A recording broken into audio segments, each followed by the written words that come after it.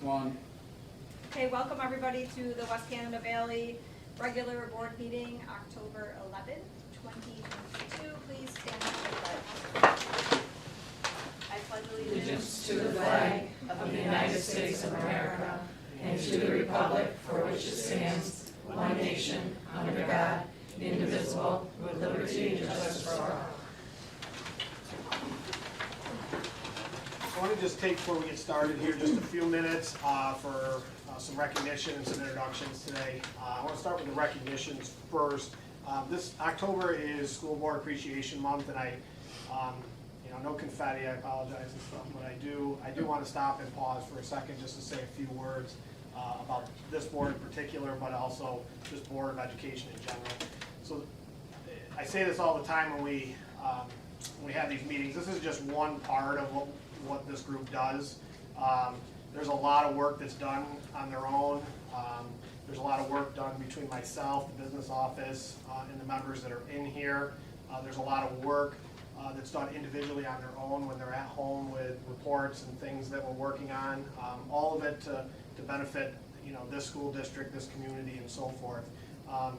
So I think it's important to not take lightly the volunteerism that goes on in this room, because they do this in here because they love the school, they love the kids, and they know how important West Canada Valley is to the communities that it represents.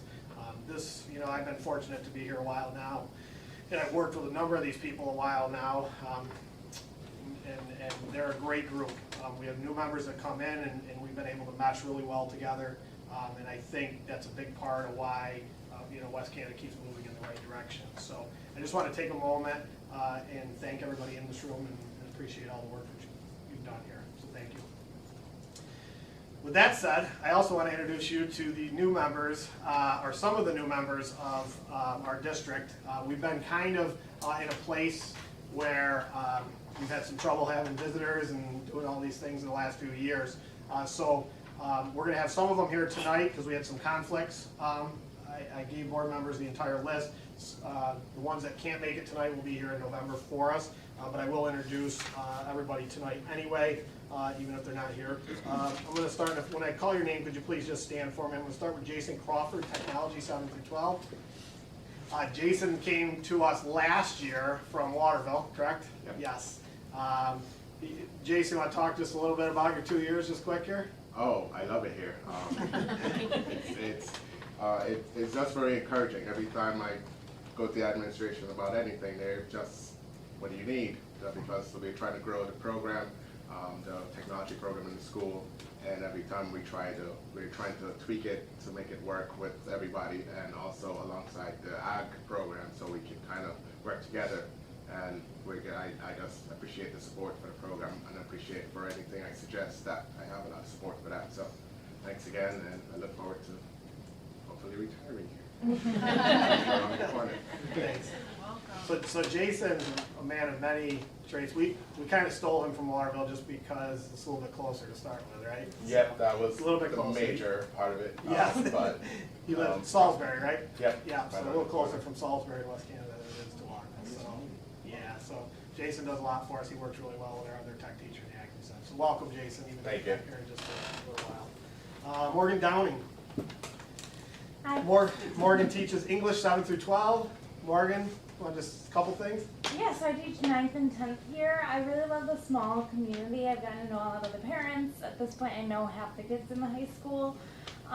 So I'm surrounded by great people, and the administration is very understanding and works well with us. So thank you for welcoming me. Thank you. Thank you. Carly Maloney, Science 7 through 12. Carly? Oh. Yeah, so I teach living environment, which is mostly 9th grade, and then I started anatomy and physiology this year as an elective. This is my second year here, my second year teaching overall, so I'm new. I'll get my master's this May from Utica, but I could not be happier here. I love it. I moved 2 hours away here for this job, and I don't plan on leaving anytime soon, so I feel like that says something about the district. I'm willing to stay here. I'm a class advisor this year. I started a volleyball club, so I'm getting involved, and I couldn't be happier. Thank you. Welcome. Thank you. Kelsey Zimdars is not here. She will be here next month. She is special education. She is the final name on our 2-year veteran group that we just announced, so they missed out on last year. Our newest member is Lindsay Buckley this year, English 7 through 12. She has a grad class tonight on Tuesdays, but she'll be able to come next month because we're back to Mondays, so I'll formally introduce. Benjamin Russo's in his first year, but did some work here last year. He is in coaching football tonight for us, so he is not here tonight, but will be here next month as well. Michael Brewer is being a dad at that football game tonight, and asked me if he could come in November so he could go to his son's football game, and I said yes, so he will be here next month as well. And finally, last but not least, our newest employee here, Dennis Lynch, if you want to stand up, one of our new building mechanics. I'm Dennis. I came from CBA, so I'm maintenance, and I'm glad to be here. My kids have graduated from here and attend here. I graduated from here, so it's nice to put my pride back into our school. We're getting along pretty good. Everything we've needed, we've pretty much got since I've been here. Things are getting fixed. We're getting close to the stage where it's all going to be preventative maintenance. So once it's preventative, everything runs smooth from there. Knock on wood. Thank you. Yeah, thanks, Dennis. So Dennis and Mike have been great. They've been working together for a short time. We know the process we were getting to with our building mechanics and the importance of their positions. So things have been great so far, and I'm happy to have Dennis on board here. So as I mentioned, thank you. You're more than welcome to stay as long as you would like, but I don't need to keep you for the rest of the night. I just wanted to put some faces with that, and we'll go on with our meeting. So thank you for everybody for coming. Thank you so much. Thank Have a you. good night.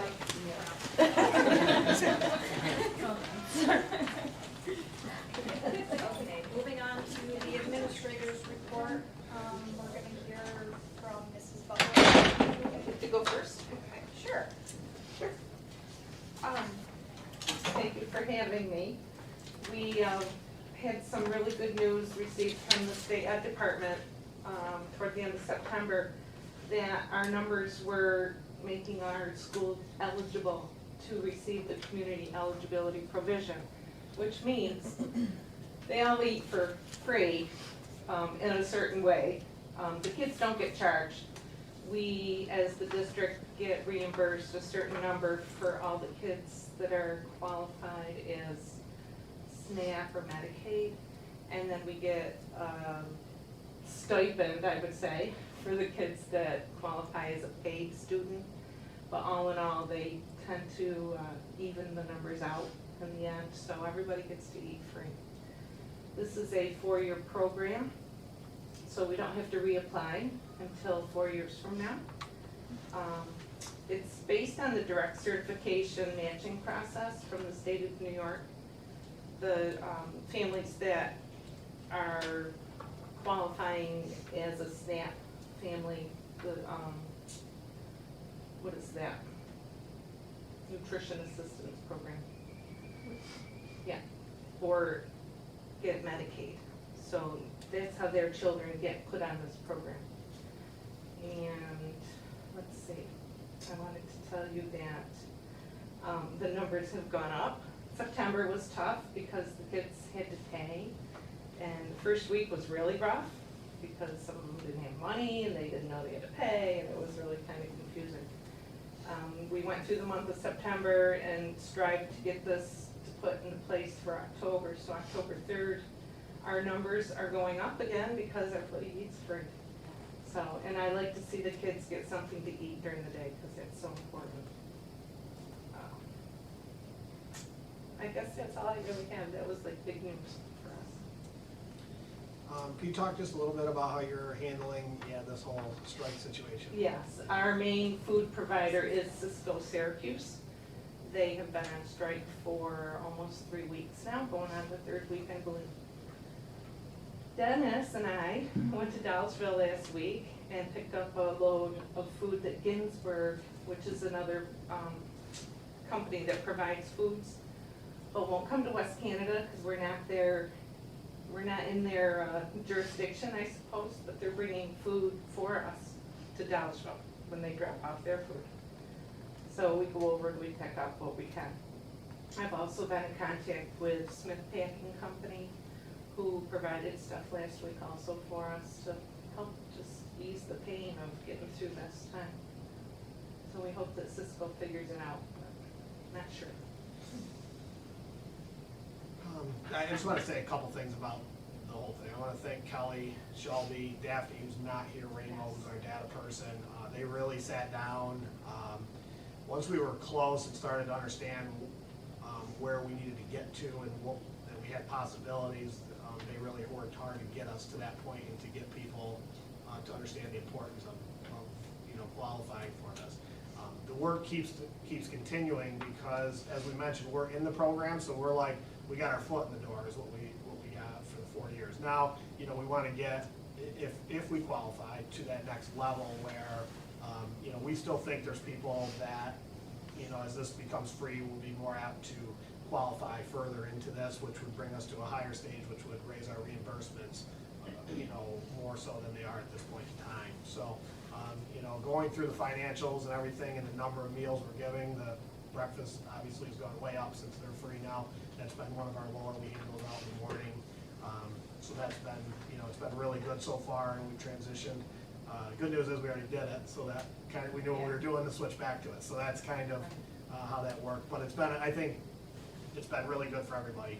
It'll be really good for the school. It's gonna be really good for the kids that come here overall. So I think it's, I really appreciate the work they did on that. In addition, the strike simultaneously happens, like as we're doing this, so that created a whole dynamic. So we're getting creative, as Mrs. Butler mentioned. We've got a few different places that are starting to help out. I know that federal and state governments are getting involved with all this, so I'm expecting some things to change a little bit if this drags out longer. But yeah, we've got the company who went to Doswell. We've been pretty good. I mean, had to do some. They've been real good for us. Yeah, some adjustments and things like that. I think they're part of like some sort of consortium that way, and you got to be in that thing to go, which we didn't need it to. But anyway, that's the story. But they've been working really hard, and I think we're in a good position in the cafeteria right now. So thank you. Thanks.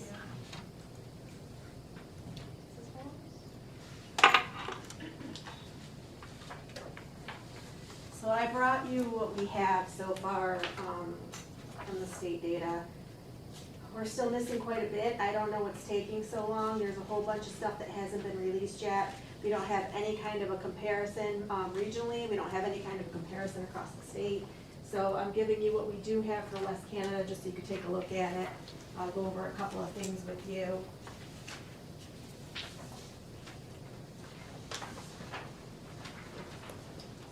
So in grades 3 through 6, I'll let Mr. Broadbent talk about 7 and 8, they're on here as well. But in grades 3 through 6, overall, we did fairly well in the ELA. The one big area of concern here is the 5th grade. As you'll see, I wasn't too shocked about that. I was a little surprised by the number of 1s that we received in the 5th grade. That being said, this was also the grade level that never took a state assessment really before this year. They were basically, we went into shutdown mode in the 2nd grade. They went into 3rd grade. They didn't have a state test at all. I had some kids here, some kids remote. They went into the 4th grade, and the state tried to get a waiver. That didn't work, so what they did was basically take the old test off the internet and just did multiple choice. They really can't use that for anything. So this was the first year that they took the test, and it was very difficult. I read it. I thought it was extremely unreasonable considering what they had been through. That being said, I won't know until the data comes out where we compare to other districts, both in the region across the state. I'm interested to see that. Talked to multiple principals, and they didn't do well either in the 5th grade, so I am curious to see. That being said, we do have a plan here moving forward.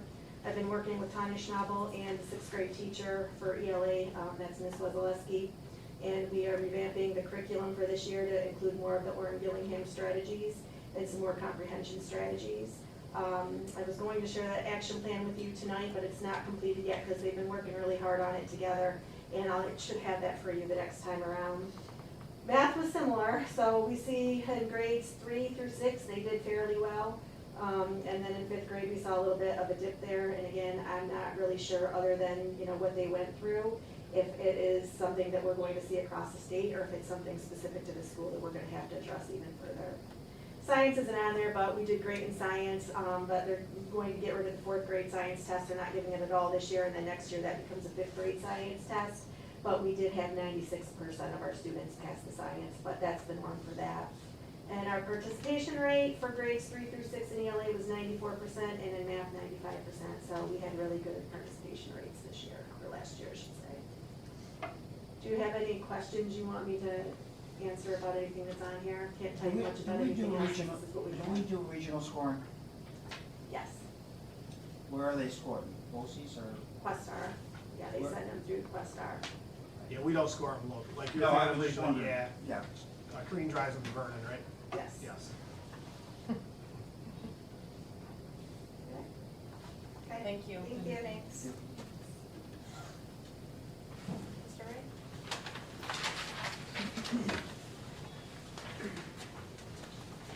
So we didn't, first month of school, we really didn't have any issues, I guess. Everything went really smooth considering we're back to normal. I thought we'd have a few hiccups. We did have some changes in outer district placements, kids getting placed in different programs, so different facilities that we had to go to. But we're able to absorb that all into our runs that we had, just a few little time changes. Our 3 large buses that I told you last month were expected to be in December, got pushed to mid-January now. Same with our small bus, they're thinking the same thing. I talked to the vendors today about that.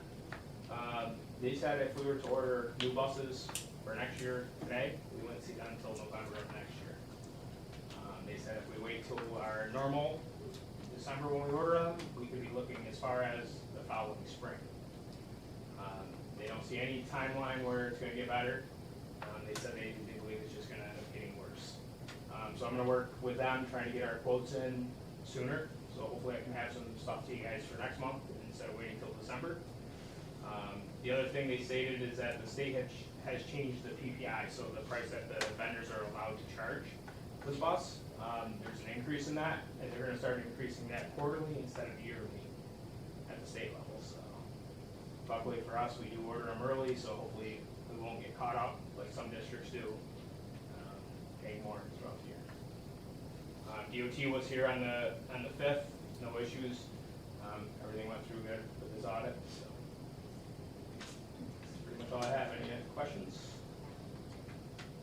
Thanks. Mr. Broadbent?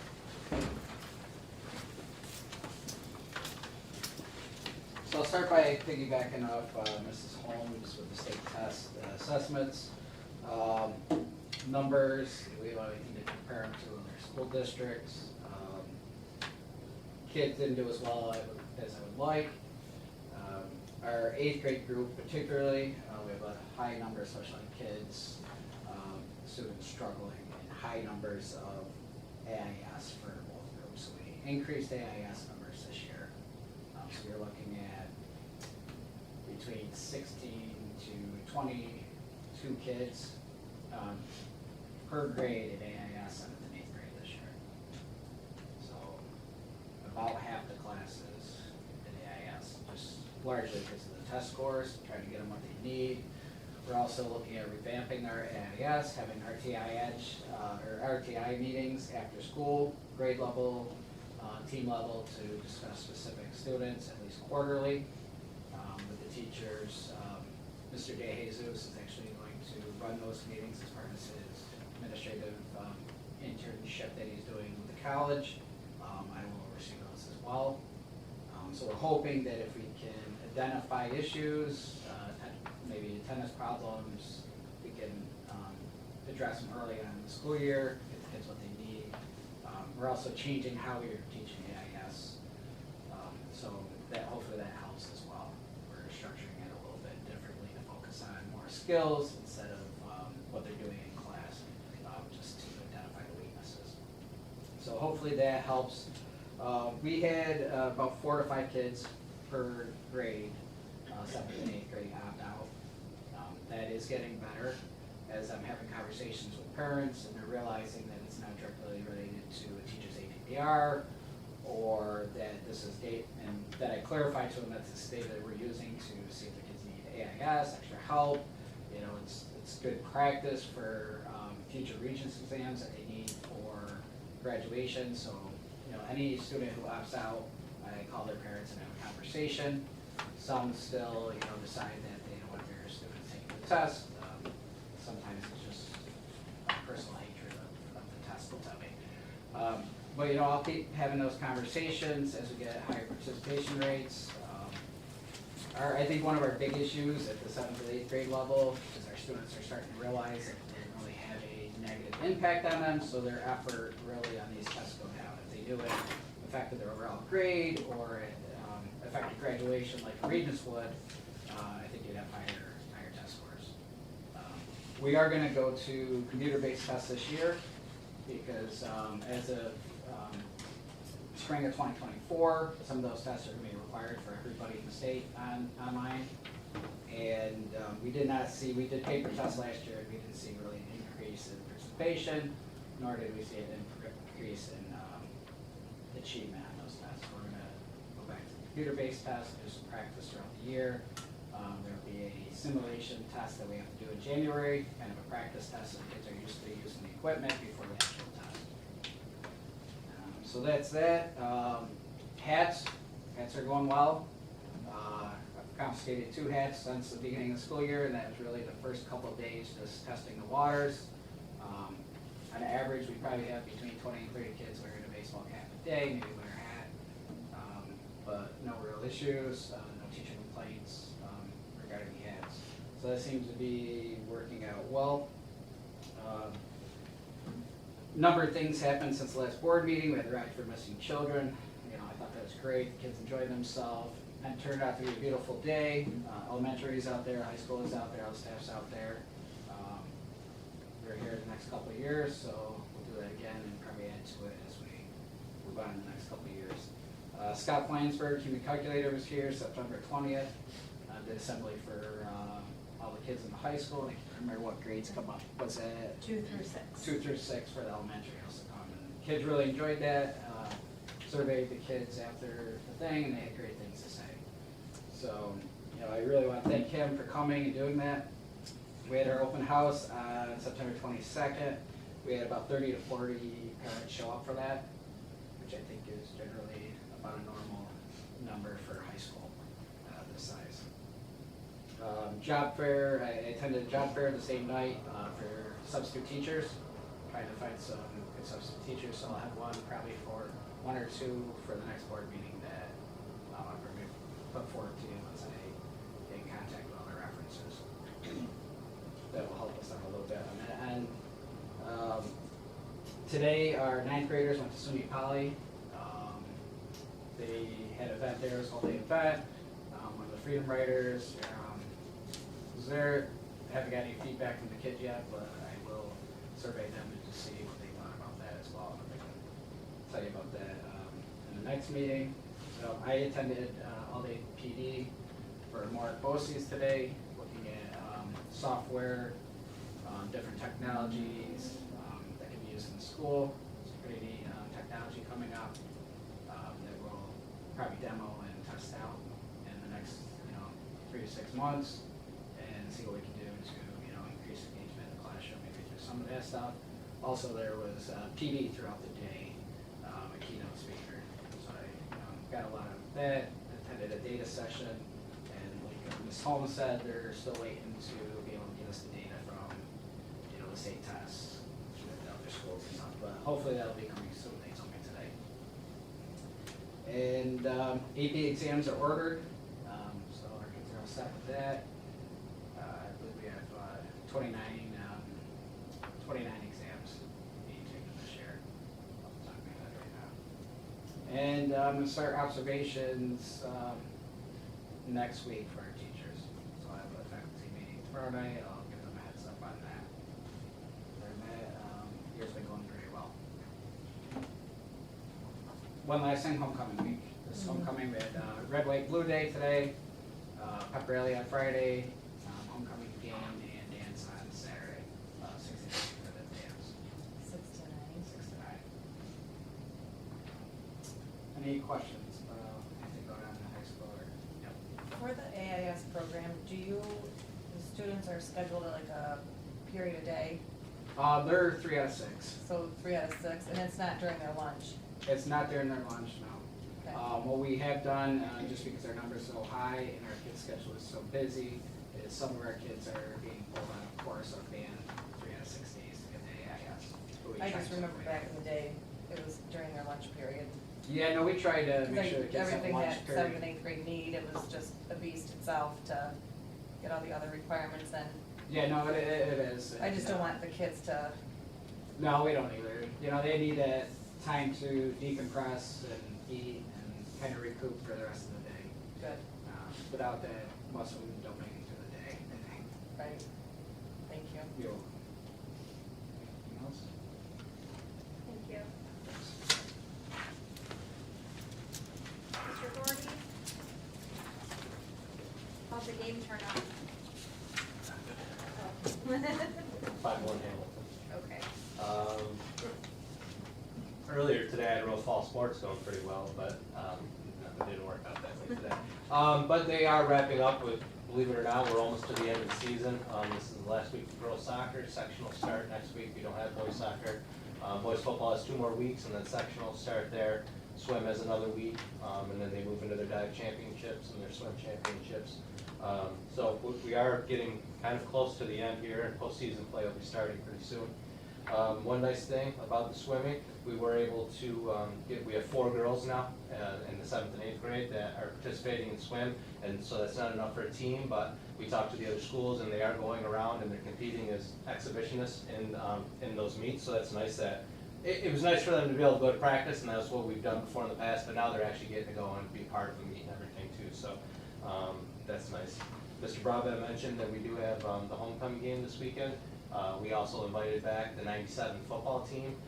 So I've been working with the announcer at the football game, and we'll acknowledge, the team, the 13 games that they won that year. I wrote up a thing with all the scores and everything. And then we'll call off all the names of the football players and the cheerleaders for anybody that shows up that day.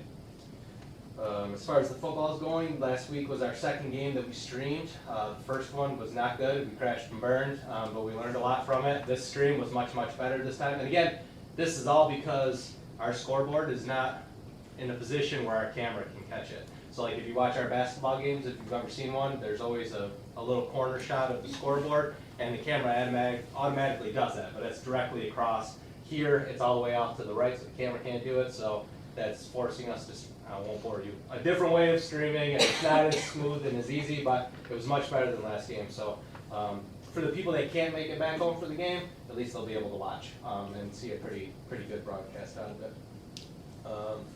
Good news, I mentioned this last time, that we were trying to host a lifeguard instructor course here at school. Not us personally, Upstate Aquatics is doing it. We're just they're using our facility.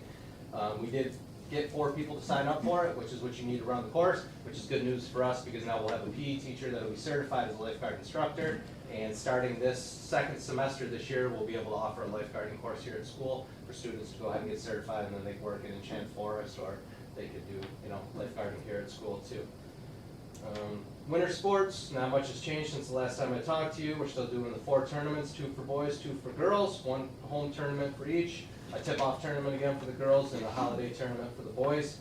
Indoor track, I'm still waiting on that schedule to come out. That's a Section 3 sport, so we don't create that schedule. It's dictated to us. Just haven't seen it yet, but I don't anticipate much change. There's only one place in town that you can do indoor track meets.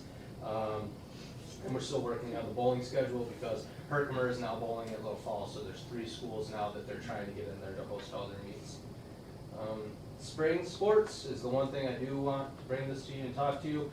On paper, our baseball numbers, we have enough to play baseball. But I don't know that come time to play baseball, that all the people that signed up for it, or the people that could be projected to play it, are going to participate. So a couple of years ago, I brought this up to you about possibly combining with Dodgeville. You guys approved it here. Dodgeville ended up approving it, and then Dodgeville ended up with like 14 kids that signed up. So we didn't end up going through with it because we had enough of our own and they had enough of their own. But I feared that we're kind of in that boat again where maybe we don't need it, but we should consider having it set up in case we get to the point where we need. It takes a while because it's got to be board approved by you, it's got to be board approved by Dodgeville, it's got to be approved at our league meeting. So it's not like something the 2nd night of practice when we only have 7 kids, we can go, okay, we're combining with Dodgeville. So we can set it up prior in advance if we need it. And it doesn't have to be Dodgeville, it could be another school too. I just know that there was interest from that, and the numbers are kind of poor. Remsen has expressed interest in the past too. That's kind of far away though for a combination. But that's just something I want to put out to you guys to think about, and then maybe next meeting, you can let me know if you think I should go ahead and pursue that. I would just hate to get to the point where, I mean, I kind of reached out to other schools with soccer and nobody was interested. They didn't want to do that combination. Whereas you have a couple of struggling schools, I think, would probably be inclined to do a combination for baseball. So that's just something for you to think about, and then I guess we can talk at the next meeting if I should be reaching out to schools and stuff. But that's all I got. Does anybody have any questions? The game on Saturday, what time are you announcing the seniors? 11:30, we told all the parents to be there, so we'll try usually quarter out because we don't want to mess with their routines and all of that. So. And then we'll do the 97 team at halftime. We'll acknowledge all of them. How many do we have coming back from the championship team? I don't know. We put it out on Facebook, so it's kind of a word of mouth thing. I mean, everybody's spread out all across the country now. So I mean, a lot of them I haven't seen since graduation in '98. You're just announcing their name, they're not coming out or? No, we're not, because we don't know who's coming Right, back for right. it and everything, and even if you knew some people would come back, who's actually coming back, so, Lorraine might have them, all gathered down by the 50-yard line or something, but no, we're not gonna go through, she's just gonna read off the names of them, the names of the cheerleaders, the names of the coaches and the assistant coaches that were there, and,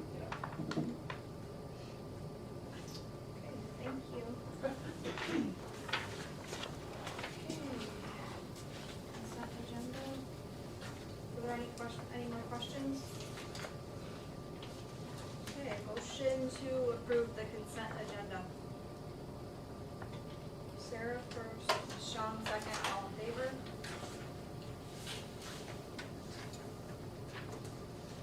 A motion to enter executive session for the appointment of personnel matters, including review and appointment of employees and contract negotiations. Janine first, Sarah second, all in favor?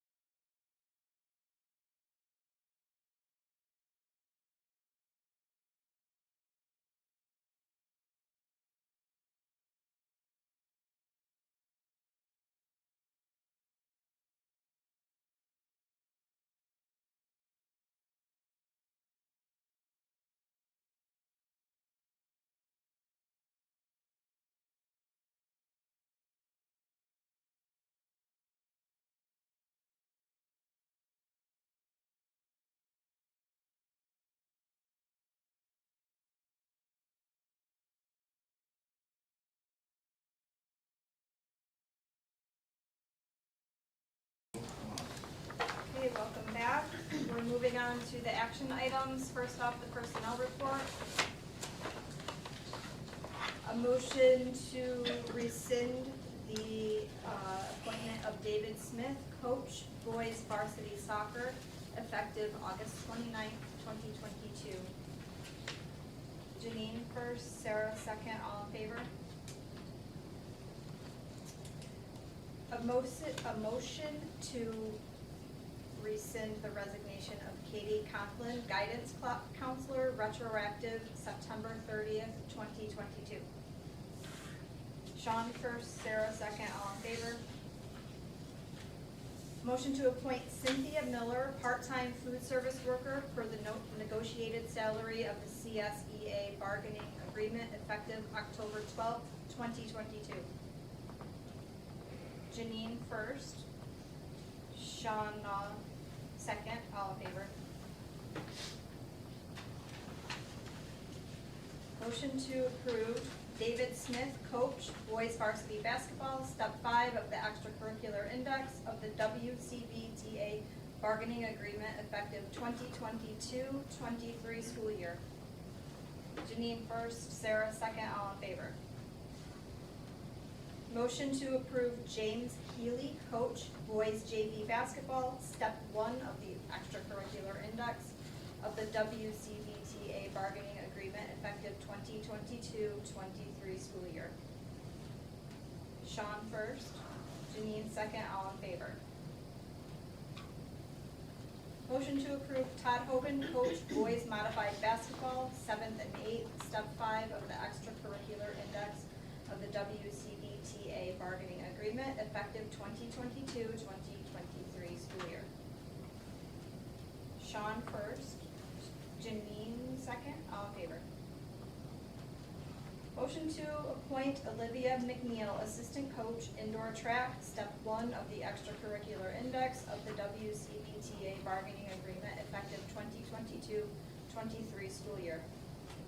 Coaches, indoor track, step 5 of the extracurricular index of the WCBTA bargaining agreement effective 2022-23 school year.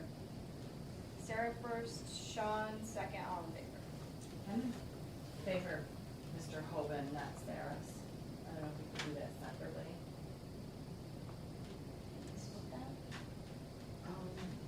Sure. Did we appoint both of them as head coach? They're co? They share it, they do it together, they share the stipend on it. Yeah. So I think that probably just have to be a no. Yeah, I think, One we- no, yeah, I mean, we can make a note. Yeah, I am in favor of Mr. Hoban, not Mr. Saras. Okay.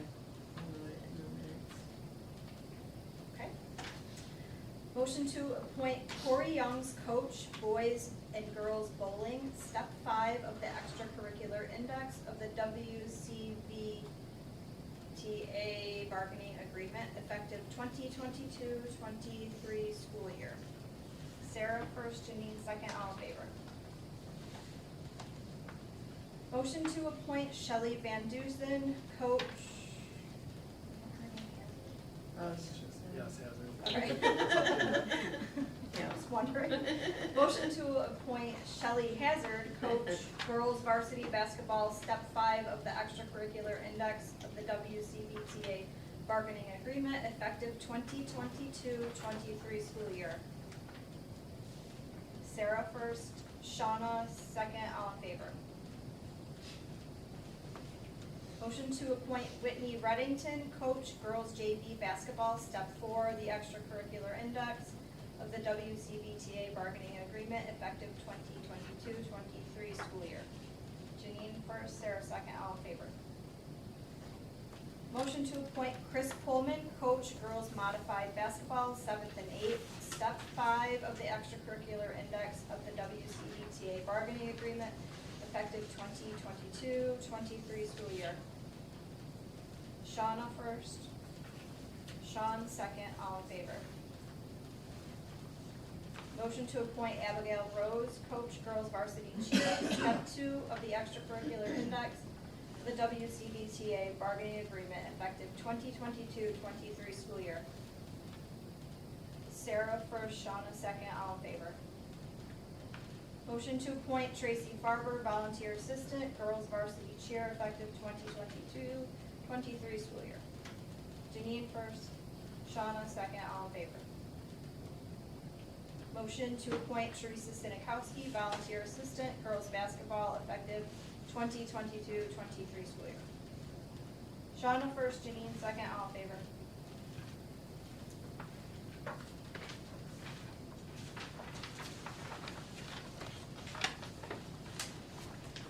Motion to appoint Sarah Ailes, non-certified substitute teacher, teaching assistant, monitor aide, K through 12 per the district approved rate chart effective October 12, 2022.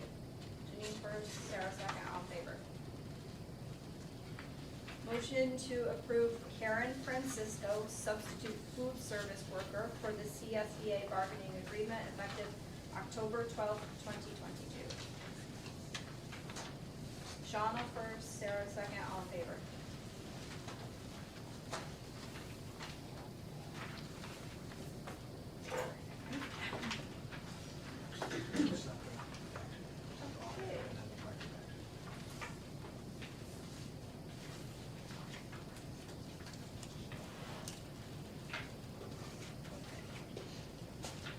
Motion to approve this year's audit as was presented at our last meeting.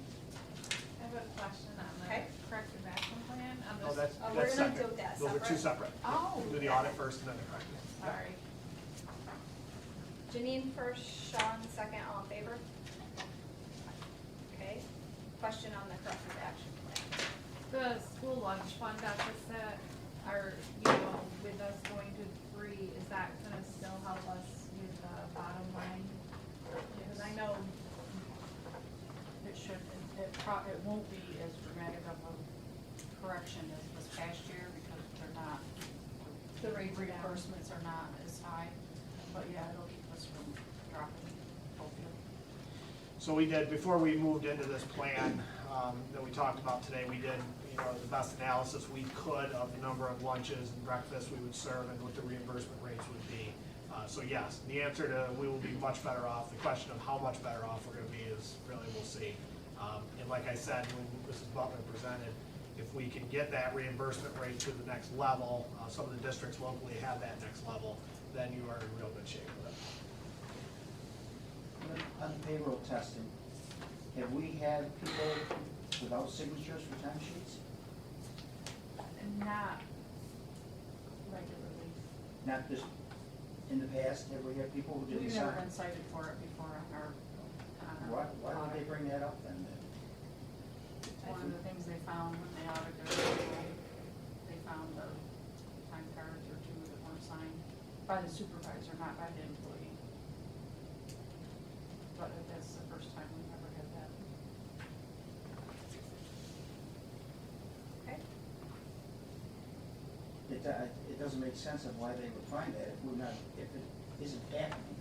Yeah, so. Where did they find it? So when they do the audits, they pull just random paperwork and you give So them. there had to be some and they- time sheets Yeah, that they were signed. found, I think they found one that wasn't signed, yeah, and they'll cite that. It was signed by the employee. Yeah. not Did we the pay supervisor. that timesheet? Without a signature?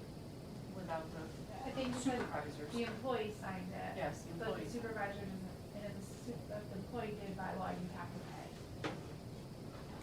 So it just means you didn't have the supervisor. Where did that take place? I don't know, they didn't give me the list of names, they just said the number.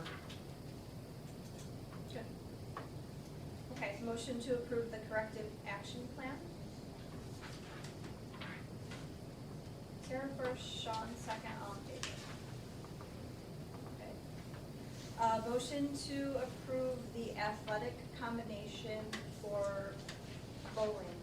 Do I have to say the school or, Yeah, the athletic combination with, yep. with Poland? Yeah. Oh, okay. Motion to approve the athletic combination with Poland for bowling. Janine first, Shauna second, all in favor. I have a question on that. Yes, sir. We are always doing that for Poland. My understanding is Poland had 11 boys that wanted to play football. Mm. and they will not let them come down here and play football. So So I think it's about time we start saying no. yeah. So, You hate to do it to the kid, yeah, but what about those 11 boys? yeah, that wanna play, And not one of the 11 is playing soccer. yeah. So one of It's the. not fair. One of the, this original bowling combination came, and Mr. Doherty, you can correct me if I'm wrong, at one time we were combining with wrestling up there. Yeah. So we were doing wrestling and then they sent bowlers here that, this one's gone on for a while. We don't send any more wrestlers though, we don't have We anybody. would, I haven't had anybody interested in wrestling up there, otherwise we would do the same thing and you would have that same thing back and forth. And we have talked about exactly what you're mentioning there, but it's like you said though, at the end of the day, you're punishing kids that aren't even involved in that same sport for a decision that adults are making, so. Yeah. It's just too bad. I know, Yep. I know. Because it happened a few years ago also. Sure. There were 4 boys that wanted to come down. So I think to go with your point, Mr. Kemler, I agree 100%. There are ways, you know, and I think eventually schools will have to come to that, as we talked about tonight, that we're gonna have to work together locally if we wanna maintain some of the sports that we Mhm. play. And, you know, baseball's on our chart right now, but we don't have a soccer team this year either, so, you know, where's that going? You know, so, you know. Can I ask Mr. Doherty a question? Sure. Who signs off for those kids? Is it the athletic director? What do you mean, for the, To give them permission to come here? so that, no, it's you guys, it's a Board of Education vote, so. Our board, West Canada has to approve, Poland's board has to approve for those kids to come along and participate with us, and then it has to get cleared at the Center State Conference with all the other athletic But directors. is it being okayed by the athletic director to send it to the board? I can't speak on behalf of Okay. Poland, how it's All right. happening up there, but like But I would you said, have, is that how it works? You would Yeah. have to send, yes, this to us. I would bring it to you here at the board meeting and you would so discuss he it. would have to send it to them, and then they. Or somebody could get a hold of the superintendent, I mean, Yeah. there's multiple avenues, I suppose, that could get to it, but, So the way we do that here is Mr. Doherty, as we talked about with baseball, or any of these other things, will come to me and we'll talk about these things and we'll say, does it make sense? And then we'll bring that to you if we think that it potentially makes sense for us to do these kinds of things. So I would assume that in most schools, that's how that process would work, the AD. But if it doesn't get past the AD and the superintendent, it's not gonna get to their board to ever consider, so. My question would be that if you had 11 or even 4, that would change our numbers for 8-man to 1-man, that would, Yeah. you know what I'm saying? Like, yeah. and you need to have those numbers in, Sure. what, February? Mhm. You know, so it kinda Yeah. hits your whole program that way. So back to when we were having those discussions and Mr. Kemler brought up, that was really all about 11-man, trying to keep our 11-man program. And then when that fell through and the 8-man began, that's kind of how we explored that opportunity, and that's been obviously good for us. That situation where we have numbers for 8-man, and we don't have to worry about it too much each year. But, yeah, I mean, if you had 2 schools, that's what the other schools like Westmoreland, Moreland, and Oriskany combine every year so they can stay 11-man. Because if they didn't, they'd be 8-man too. Westmoreland and Oriskany both be playing 8-man, or nothing, so. That really is a, And Pop Warner is Iowa Cougars, right, that's like the whole Poland, Fort Mill. Yep, they combined it, Right, yep, that's- yep, yeah. yep. Okay, discussion items, capital project update. So, moving along here, I did give you a handout, tonight, and I'm trying to keep, you up to date as I am up to date with our minutes from our meetings. We met on Tuesday, October 4th, which was last Tuesday. I just want to kind of go through some things, and I won't repeat everything that we keep repeating, but, Brandon Lee's completed the expansion tank project, as I mentioned, down in the boiler room. What we talked a little bit about was, as this is part of the project, we do the inspection of that work, and then we create punch list items as we go through our project, the overall project. But again, with this, Friedman and Fisher will come in, make a visit, and look around at the work that was done.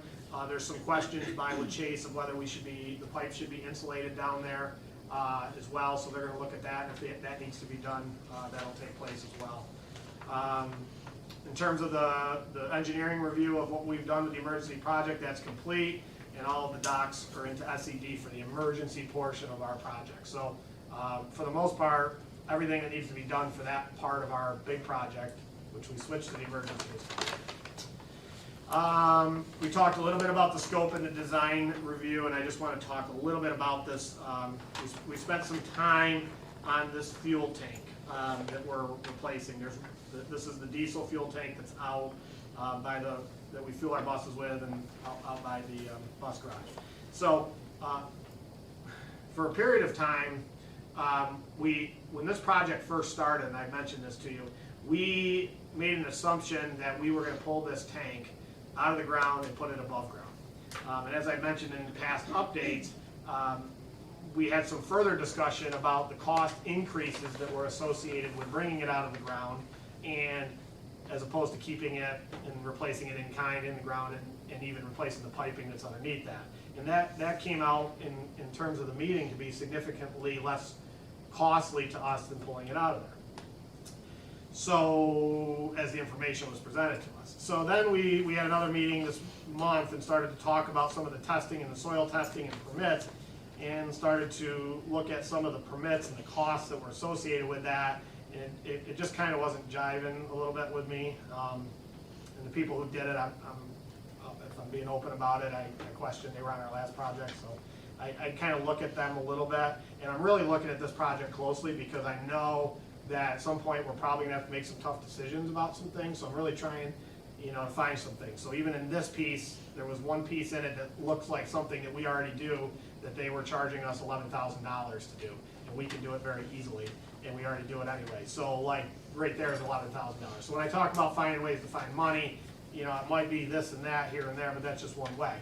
Then today, they came to work on our pumps outside, and we had some discussion about, bringing it, why we weren't bringing the tank to the surface. And we talked to them, the company that services, about that a little bit. We also talked to a couple other schools that have done the same thing. And I got back on the phone today because I've got some questions as to why it seems to be more cost effective to keep it in the ground than bring it out of the ground. So I just want you to know I'm looking into all that because I want to make sure we make the best decision on what we do with that tank and the most cost effective and long-term success of that. So we're looking into that, and I've got both the architect and the project manager looking into a few things with that. So I'll update you if there's any changes or updates that go along with that. Project budget. The budget part of this we're talking about. So everything's been submitted. This is all information that's coming in today. It hasn't been officially put into the system by SED yet.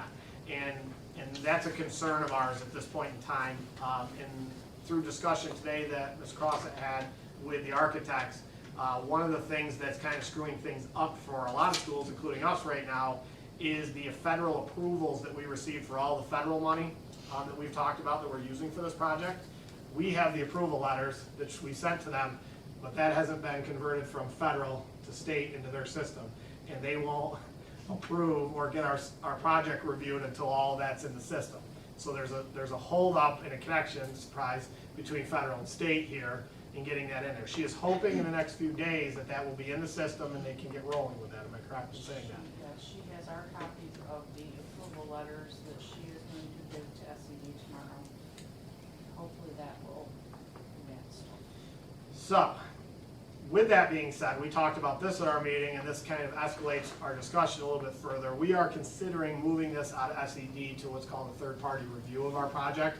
And there is some approved architects and firms that are out there that are approved by SED to take on the excess work of the State Education Department and expedite some of our reviews to get that rolling. Why that's important is we don't want this review to drag out into January, February, so that our bidding ends up in March or April.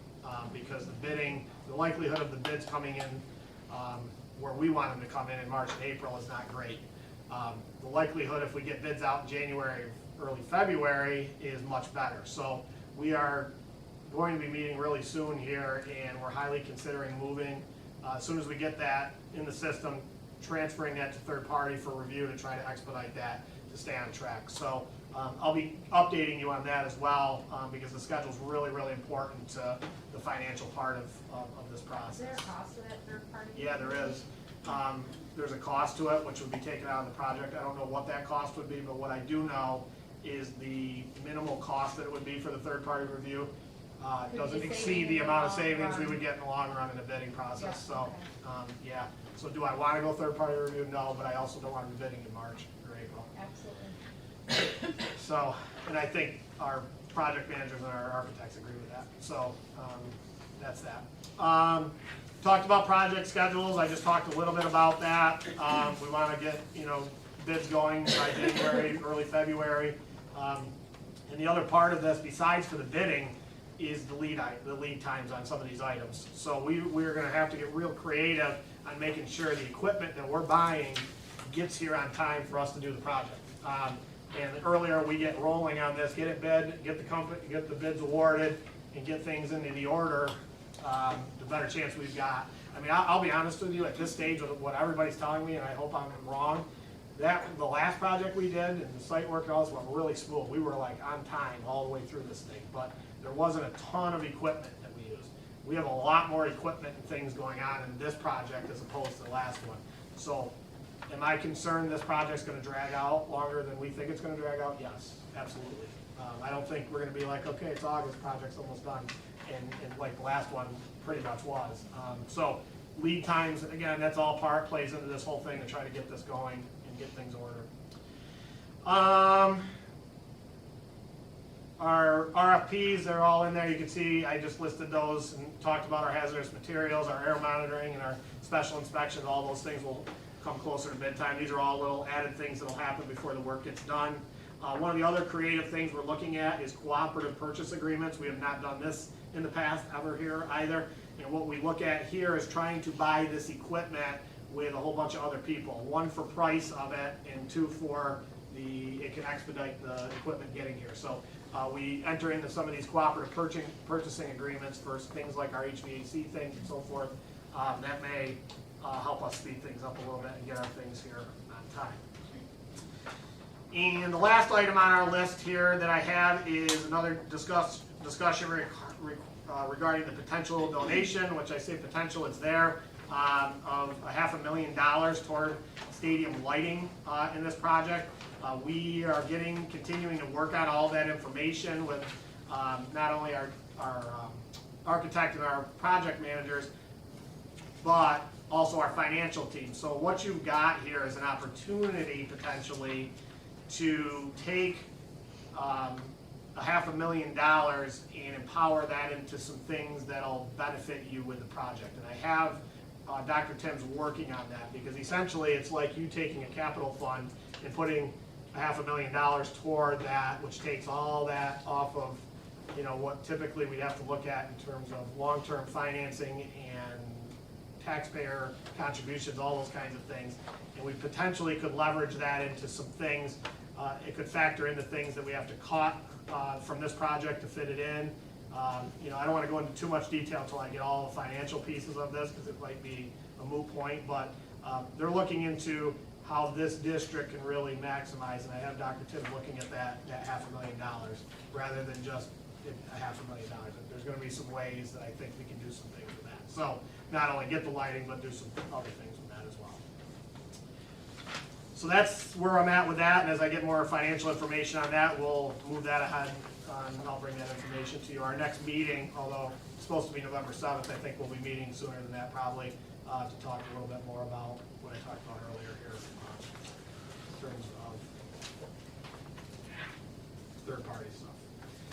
Any questions at all on where I'm at with this project right now? Yeah, the donation, Yes, wasn't it for one particular thing? yes. So when you do because of the Why half, is Mr. Tim's involved in it? because your $500,000 donation, because that wasn't necessarily in our project itself, we want to make sure that it's just not a separate standalone item. We want to mesh that into what we're doing here in the project.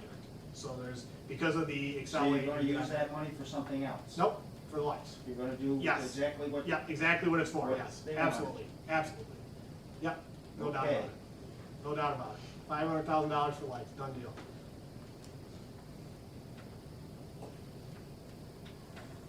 Any other questions? Okay. Questions? Okay, solar project? So I want to just you know, and there may be others in here that know more about this than me. I got a call from the company who is set to be involved with a potential solar project that's going to take place up in Deerfield. And I'm sure you've seen signs around, and just like anything when it comes to windmills, solar projects, things like that, you have people that are for it, people that are against it, so you'll hear a lot of that. They had a meeting, I believe, last week or the week before in Poland, maybe. Yep, to discuss the proposed solar project. It's about, I believe, a 1,000-acre project, in which we have about 100 to 200 acres of property in our district that's associated with that, so it's not to the extent that the windmills are in our district. It's a smaller portion. I believe the majority of it's in Poland, I think, beyond that. But in talking with them, I believe it will work, and you're talking a few years down the road here, by the way. But I believe it'll work similar to how this all played out with pilot payments. You know, it doesn't hurt your tax base on your side for the school because you're still collecting your tax money for the landowner, and you're gonna get pilot payments likely if it happens from the solar project itself here, just like you get pilot payments from the windmill. Now, I wanna caution you, this is nowhere near what you're getting with the windmills. It won't be, it's not to the extent of the windmills, there's not as many, it's not as much acreage. I have absolutely no idea what those pilot payments will be. That all gets negotiated. The years that you receive pilot payments for, just like you have a negotiated year rate for the pilot payments for the windmills, would be associated with this. I believe this is the first solar project we've had in our district. There are other districts that do have solar that you've seen around. So that's what I know now. I probably talked to the lady for 25 minutes or so about this. And I just wanted it to be on your radar. There's nothing really right now that we need to necessarily discuss. I can answer any questions you have or anything, information or anything you need me to have, but I just want you to be aware of it because they did reach out to me and contact me about the potential of it. The letter that we received states that it's a one-time fund provided to the school. Okay. I can show you the letter. Okay. So the lady that I spoke with, I don't know if that's how that works, if it's a one-time, I don't know that answer yet, because like I said, it's preliminary. I just know there are pilot payments to us. So if they're stating it's a one lump sum, I don't know necessarily if that's how the solar projects work. What I do know is that they aren't even close to negotiating any of the terms of this yet, so. And they've added 303 more acres of land to the project. Oh, okay. Do you know if those are in our district or not? I don't think it is. You don't think it is? I think it's Poland. Yeah, the majority of it is in other Taking districts. a ride, I gotta learn those roads in Poland. Somewhere beyond Tony Hill. Yeah. Gotta be. So that's what I have on that. I just wanted you to be aware of that, because I didn't hear between our last meeting and this month that. Rumble. Okay, Yes. okay, class fundraising. So I'll turn this over to you, Mr. Bartlett, in a second here. We've discussed in the past, as I mentioned in the background, fundraising for each class that we have in our school, and how that fundraising works and evolves and all those kinds of things. And Mrs. Bartlett, talking to her when we were setting the agenda, this was an item that she didn't want to forget about, wanted to talk a little bit more about this and kind of give her thoughts and all the rest of our thoughts on how we, I believe the word attack fundraising in the school and so forth. So. Yeah, I want to manage the fundraising, but I think we all had concerns last year when we had to pay for certain things, and like I said to Mr. Shepperson, I just didn't want to forget that we spoke about the fundraising, and wondering if any new ideas got brought up. Maybe Mr. Broadbent knows if they're doing anything more, anything different, some creative ideas that I'm hoping. So I did some research after talking to Mrs. Bartlett about this a little bit, just to kind of get an idea of expenses and things like that. So what we've talked about in the past is one of the key pieces of all this is each class and each of the students are in charge of their class and what they work on what they're fundraising and what they're fundraising for and so forth. Now that can be tough when you're talking to 7th grade boys and girls about long-term fundraising and money and things you're building toward. But and that's what our advisor is there for, to try to give them different ideas or to try to discuss with them ways in which they can raise money and start to talk about things that they might be able to do later on as a class if the funding is available to do so. So without question here, when it comes to our fundraising, we are, I'm going to use the word in some ways stagnant when it comes to our fundraising for classes. We don't have a lot of events and activities that raise huge numbers. I mean, I could list through the fundraising here. Miss Chocolate, Gertrude Hawk, Little Caesars, Nothing Bundt Cakes, Cookie Dough, Utica Coffee, Candy Bars, Can Drive, Candy Bars, Krispy Kreme, Krispy Kreme. Okay, so if I just took you from 7th grade to 12th grade from last year as to what fundraisers were done in the building for them. Now, just to give you an idea, the fall Krispy Kreme sale last year for the seniors that just graduated raised $1,318.87, and the Krispy Kreme spring sale they had raised another $1,058. So they were able to raise $2,300 last year selling donuts. Candy bars bring in around the same. Gertrude and Hawk was almost $2,000 in profit for the class on their sale for a few weeks. You know, some of the other ones, Cookie Dough did kind of bombed at $377. Little Caesars bombed at $696. Nothing Bundt Cakes was $453. So that gives you an idea what I'm talking about when it comes to fundraising money. So there aren't large sums of money there.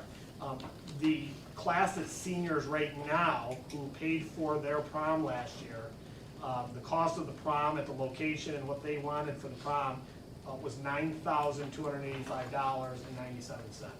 So subtract that, and that leaves them with $5,500.41 in their account right now as seniors. Okay, now they're doing some fundraising now, and they're, you know, that number will go higher for sure. But that's, you know, basically what they started the year with. Now, that's a little more expensive of prom last year than normally, maybe a few $1,000s more. Now everything's costing more too, understand that. There was also some building COVID issues with some of these classes because we weren't doing things, so they didn't necessarily benefit from that. We do have a class, you know, our freshman class has been fortunate to have some donations to their classroom funds. You know, their number is at $4,061 for a freshman class, which is pretty good right now at the freshman class number. So again, I just want to give you some background into numbers, but I think in speaking with Mrs. Barlow, certainly don't want to speak for her or anybody else.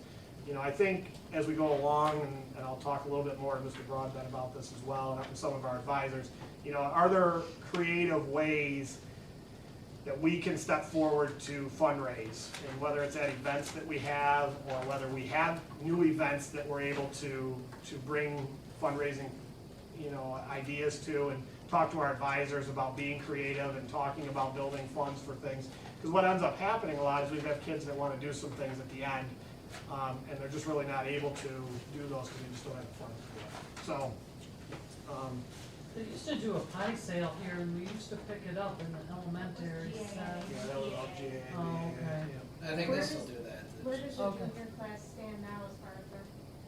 This current junior class right now, this current junior class, the class of 2024 is $4,371.38.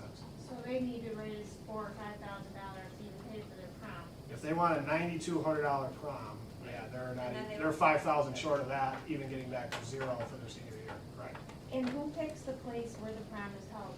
Generally, there's I won't speak, yeah, there's like a committee that sits down and they look at options and they call and they get dates to see who's available and all those kinds of things. I'm not gonna. And they're elected officials by their. Right, I just wondered. What's that? They're elected officials by their classmates to be on that committee. Yeah. Sometimes, just to interject with that, like during COVID, we were very limited in our options. Yeah. So it was just finding, Yep. it was just finding a place that could take us in, Yep. that we can afford. There are a lot of places that can be even more expensive Yep. than, you know, Breezes was nice last year. But I don't know if it was nice enough to offset. So a good point Mr. Broadbent's making. Last year was a little bit, you know, in the defense of the cost of that, we kind of were caught in a bind because not everybody was taking proms last year because of COVID still. So there wasn't, all the facilities weren't opening their doors yet for prom facilities, so the choices in the area were a little more limited. But you know, that's kind of, I just wanted you to have an idea, and I know that, you know, Mrs. Bartlett, you know, just, you know, has some concerns about, or has some thoughts on, you know, maybe are there ways as we go forward, we can get a little more creative, you know, with the way we do things, so. And I know the senior class is currently trying to find a additional fundraiser this year to add one. Generally, each class tries not to compete with the other classes, and because we're such a small schools, you know, small community, like, even though the candy bars do it really well, you know, it's kind of set aside for one class, and every year that class does it. We got like 2 different kinds of Not to candy bars compete. there. Chocolate, can they do something other than chocolate? Yeah, I mean, candy does really well. You know, when you're talking about just sales, the problem we get into, I think, a little bit is every class is kind of doing different candies, and it's kind of, we have the same kind of order forms going on and all these kinds of things, and people are just kind of buying things throughout the year. And then on top of that, and you had brought this up to me, you know, there's boosters and different things that are selling things as well. So, you know, there's a lot of the sale things to try to raise funds, and I think people are really supportive of that. But I think, you know, there potentially are other ways aside for just selling candy bars that we could do some things. I know they're kind of a pain. I'm sure they're a big pain, but bottle drives generally bring in a ton of money. I know that. You It's know, all profit. one Saturday is all, one Saturday, I did it 3 times for football, you probably brought in a whole bunch of cash. thousands of dollars. And Yeah. something like that, I mean, you can have other classes, they have their candy they're selling, and you have a bottle drive at the same time, it's not competing. Yep. Yeah, and I know Yeah. 7th grade Car does, washes. Mrs. Murphy does do a bottle drive for, I don't know if it's 7th or 11th grade, because she does both, but she does do a bottle drive at least once or twice a year. She did that last year to help get to that point, to help pay for things last year, and I think that did well. She had a drop-off place that was collecting them for us on the way to Ilion there, I think. Tom Jones. Yeah, and they were collecting them, so. Now, Anyway, with, just a curious question, so you have a junior prom, that junior year class raises money for, do the seniors that attend give any kickback for that? no, you pay, the junior, They just pay the admission ticket and Yep. that's it? yep, the juniors pay for the junior prom, and then they move on to seniors, and this year's junior And class they're will pay just for the prom. guests? They're guests of I the don't juniors. get it, but okay. Yes. Yeah, all right. I don't know either, And but that's how, I don't know if just that's like how junior traditionally prom. how it worked. You should do like a junior prom and a senior ball. We really wouldn't have the money. It would be a small event, Yeah. senior ball. You know what I mean? I know, but it's like to go twice, that's. The homecoming's all about, I know. don't know, I it's think, one that, prom. is that usually a senior, yeah, I don't know that, yeah, I would say so. It used to be, but It didn't used to be? it Okay. used to be like all the grade levels Oh, okay. that are in the court, like not all Okay. of the senior high school. Okay, But now I've heard that it's all seniors take the Okay. whole court. okay. No, you should have freshmen, juniors, That's what I sophomore, thought. in Right. order. Where's Should be that everybody, who's checked ahead of into that? the Well, junior anybody can, at that so cost? as far as that, anybody can be This was nominated. last year, that's Yeah, last year's last year breezes, was I don't know what they're doing breezes. this year. You should have a freshman, Breezes. This year should be a lot less, hopefully. a sophomore, it doesn't matter, Yeah. these people wanna go home, I'm sorry. That's how it used to be. Like the freshmen took one level, the sophomores took the next, then juniors, then seniors. It's been so long since I don't remember how it was when we were. Yes. Yeah, and Duchess and all. Yeah, there's king, queen, princess. Yeah. Is that how like juniors were the princess and prince? Yeah, Is that how something they like did it? that, however Okay. it goes down the line, but now I've heard it's just all seniors, but. I could look into that. And you don't do where the seniors start as the first fundraiser and the second fundraiser is juniors, you just plan it where all 6th grades get to do one? I think the only planning is that they're not going on simultaneously. So once the slot's filled, when they sign up for their fundraising slots, there's nobody else that's doing it during that time slot. I would suggest the seniors go first, because don't they have to have everything like paid for by January? They probably do a couple They just, different did- times. they already did one, so I know they must be right at the top, because theirs Okay. just finished Friday, I think, so. What they do? Yeah, what's that? Krispy Kreme. Krispy Kreme. Senior Okay. store. Well, Senior it store. was open one year, I think. Yeah, and we didn't do well with the Didn't senior do well? star, right? No, we Crashed tried and that. Yeah, that burned a little bit, Okay. not much going on. You know, When you sell things at games though, I think that does a little bit better, if you're able to make any money at game type things. Any but- games, or like we were talking, Yep. like the trunk or treat, there's gonna be hundreds of people Yep. here, it's a great opportunity for somebody to be doing some sort of fun. I think they do, is that BA, GA? They do, yeah, Sells they, it. but we're talking about class organizations doing some things at trunk or treat or something. The GA, seniors. Do we allow them to compete with each other? That's the Yeah, only, oh, because you're not, as long as they're not selling, I mean, the same, If they're I not have pizza, selling you have food, pizza, they yeah, or could something, sell yeah, something else. t-shirts, or I don't. So GAA, BAA are doing the concession stands at all the sporting events. Yep, The GAA and And- BAA are doing trick or trunk, Yep. trunk or treat, I Yep. can't get that right. yep, Those are huge. yeah. It's like they're overpowering. Maybe the kids should have. Well, it's not about overpowering, because I'm pretty sure that, Not The every person kid would- is an athletic. I'm You know what certain, saying? I'm pretty sure they'd step aside if somebody else would want to do that. But you know what I'm saying? Yeah. Not all kids are being represented that way. Yeah, that's what we Maybe talked you could about. have one game a year, it's like senior night, and Yeah. they sell the concessions that night or something, I don't Well, I know. know, We've done that in the past, but people just dropped out and stopped. Like Mrs. Foster used to do her walkaway tacos, that was always a big night, and Mrs. Lang would do the drama club. So it's not like, listen, Tina's doing all those because I had nobody else to do those. I mean, Right. and she stepped up and did it. Well, They weren't even, when I first took over, they weren't even selling concessions at girls' basketball games because nobody was willing to do it. So, Well, I mean, she's done all yeah, that. put your So foot down. she would gladly step aside, trust me, if there were some people No, lined up to do I something. bet, but it's just like, if you wanna be a advisor, this is you have to do that one night, that's part of your job. You know what I mean, give them, Yeah, those are all ideas that we can look into, like we were talking about. I think there's events and things where we could look into where there's opportunities other than just having a sales sheet for everybody, that's all. So while we're talking about the fundraising, I think we talked about boosters too, and kind of wanting to know what they're doing. They're raising funds here, and we wanna know what they're doing with them. Yeah. So maybe could they come to a meeting once a year and just let us know, hey, we bought jackets for this team, or this, you know? or if they're not going to be running a concession stand at the tournament, then they should let somebody know so that another organization can do it and make money off of it. So we basically, Mr. Dory, correct me if I'm wrong, we basically have two outside boosters. We have the football booster group, parent club, and the sports booster. There's a parents football club and then the sports Sports booster. boosters. They're the two that are. So there. parents football club is strictly devoted to the football team and what they need there. The sports boosters, they buy every league championship, whether they can't pay for all the league jackets anymore, so they pay a certain amount for all the jackets, a cost towards them because we've been winning so many and some of our teams have gotten so big.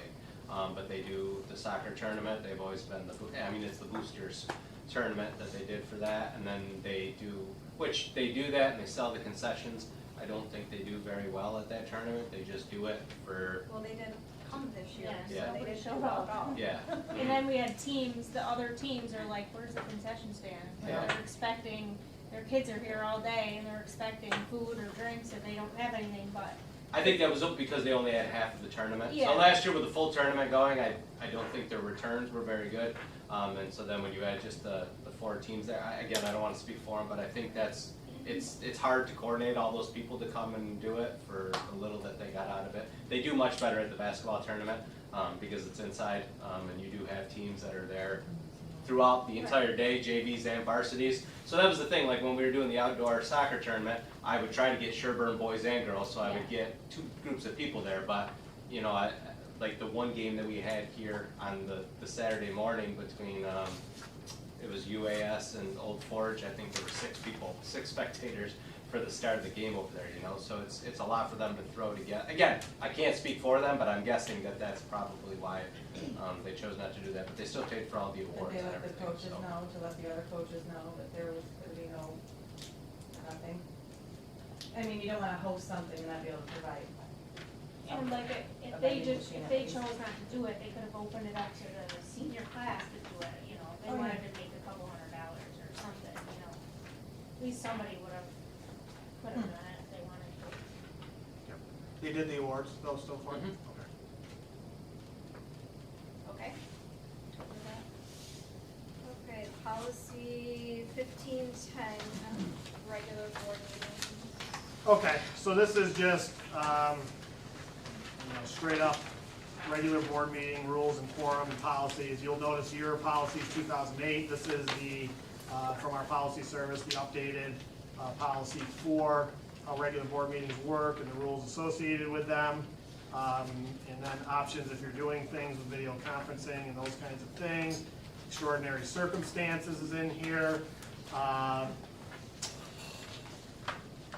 Recording of meetings, quorums, procedures, public comment, all those kinds of things are in here. This, as you look through this, I don't believe if you found something that I didn't see, I feel this is pretty much what we do. So this is just updating your policy to have it, you know, in updated writing, for lack of a better word. Okay, any questions? All right, a motion to waive the second reading of policy 1510, regular board meeting. Sarah first, Sean second, all in favor. Okay, a motion to approve policy 1510, regular board meetings. Sean first, Sean on second, all in favor. Okay, announcements. November 4th and 5th is all county at Frankfurt High School. November 11th and 12th is the WCB musical, How to Succeed in Business Without Really Trying. November 11th is Veterans Day, no school. November 18th and 19th, area all-state at Walton High School. Oh. Couple miles away. November 23rd through the 25th will be no school for Thanksgiving recess. And our next meeting will be Monday, November 14th, 2022. Why is all state so far away? It's all statewide, so I think different locations. Where was it? Yeah. I thought It was closer. Sony Oneonta, but I think with COVID. I Was it think they Oneonta? It used to be in Oneonta, was it? I don't even know if they did it last year, did they? Usually it's at Oneonta, but probably. Yeah, that girl got top honor or something. Yeah. It's still in the Oneonta area. Maybe I'm just thinking all county, but I. Yeah, all Yeah, county. county would be different, but this is a statewide. State. Yeah, so that So could they be, couldn't in years be Could move someplace somewhere off else, Route or yeah. something. Yeah. Okay. Yeah, I Still think last year same was place. they Goucheville. still stay in Oneonta, right? I think last year the whole county was Goucheville.